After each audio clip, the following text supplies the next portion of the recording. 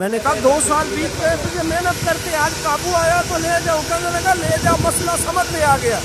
میں نے کہا مجھے بھی تو سمجھانا.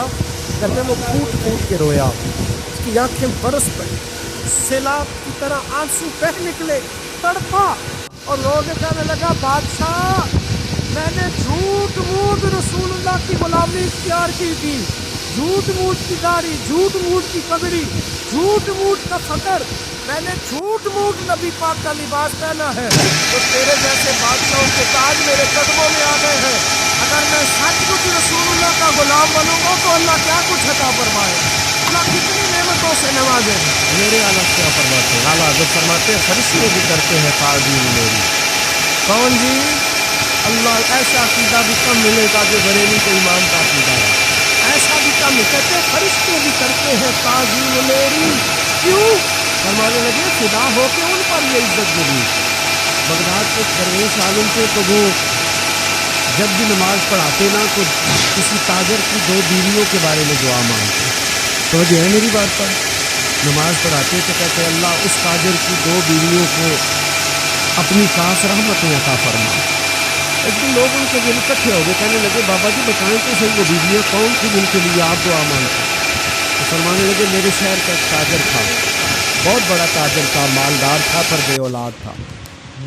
اسے بغداد سے ملک شام جانا پڑتا تھا تجارت کرنے, اور کئی مہینے اسے شام کے ملک میں رہنا پڑتا تھا. اس نے اس طرح کیا کہ وہاں بھی ایک شادی کر لی. تو جو ہے نا میری بات پر کیا کر لیا اس نے, دوسری شادی کرنا مرد کے لیے جائز ہے, تیسری کرنا بھی, چوتھی کرنا بھی بھیا کے وقت ہے, مگر اگر انصاف کر سکے. اگر چاروں میں ہم آدھا مسئلہ سنتے ہیں اور آدھا ہی بیان کرتے ہیں, اگر انصاف ہے, اگر انصاف نہ کر سکے پھر اس کے لیے 4 جائز ہے تو وہ ایک ہی رکھے گا. تو دوست دوسرا نکاح کر لیا, شادی ہو گئی. اب وہ وہاں کچھ زیادہ وقت گزارنے لگا. مالدار آدمی کا بیوی کو مکان بھی لے کے دے دیا. اب وہ دیر سے آتا واپس, اور جب آتا بھی تو اس کے وہ والے انداز نہ ہوتے جو پہلے ہوا کرتے تھے. اب بیوی سے بڑا جاسوس بھی کوئی نہیں ہوتا, اس کو تو پہلے پتہ چل جاتا ہے کہ ماجرا کیا ہے, اسے بڑی خبر ہوتی ہے. تو اس نے محسوس کر لیا کہ بدلے بدلے سے میری سرکار نظر آتے. وہ کہنے لگی اب کہ جب آتا جاتا ہے تو اس کے حالات کچھ بدلے بدلے سے ہیں, ماحول کچھ اور ہے.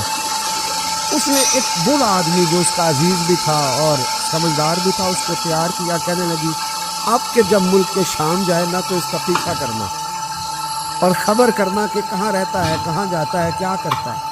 وہ بوڑھے بزرگ جو تھے وہ خاتون کے کہنے پر کچھ اس نے کرایہ بھی دیا. وہ اس تاجر کے پیچھے گئے اور واپس آ کے خبر دی. کہنے لگے کہ یہ تو 2-3 سال بیت گئے, اس نے وہاں بھی شادی کی ہوئی ہے, تجھے بتایا ہی نہیں. بیوی بڑی سمجھدار تھی, حوصلہ مند, زیرک, اس نے شور نہیں مچایا. اس نے کہا کہ میں نا اب جب آئے گا نا تو طریقے سے بات کروں گی اور پوچھوں گی کہ ایسا کیوں کیا.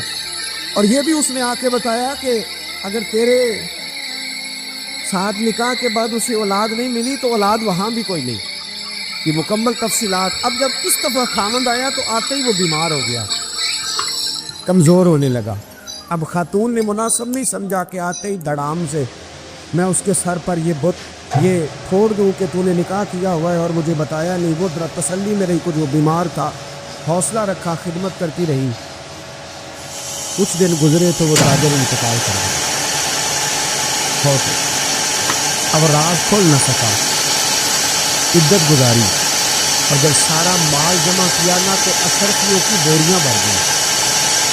سارا مال اس بیوی کا 4 بوریوں میں اشرفیوں, 4. یہاں تو پیٹ کا دوزخ ہے, معاذ اللہ, بھرتا ہی نہیں.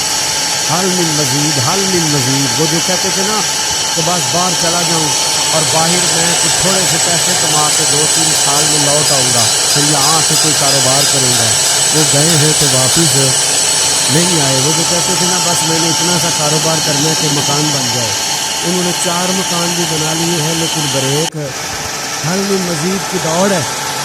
اب 4 بوریاں اس عورت نے چھپائے رکھی. کوئی بندہ نہیں جانتا بغداد میں کہ ملک کے شام میں تاجر کی دوسری بیوی بھی ہے. جب وہ ساری ہوئی اس نے اس بوڑھے جاسوس کو پھر بلایا اور 2 بوریاں اونٹ پہ رکھی خود بھی ساتھ بیٹھی اور ملک شام گئی. اللہ اکبر. وہ بزرگ کہتے ہیں میں ایسے نہیں دعا کرتا. اس کو جا کے کہنے لگی میں اکیلی وارث نہیں ہوں، آدھے کی وارث تو بھی ہے. میں اکیلی وارث نہیں، یہ تقسیم وراثت ہے، آدھی کی وارث تو بھی ہے، تو رکھ اپنے پیسے. مجھے پتہ ہے اس نے نکاح کیا تھا پر مجھے بتایا نہیں تھا.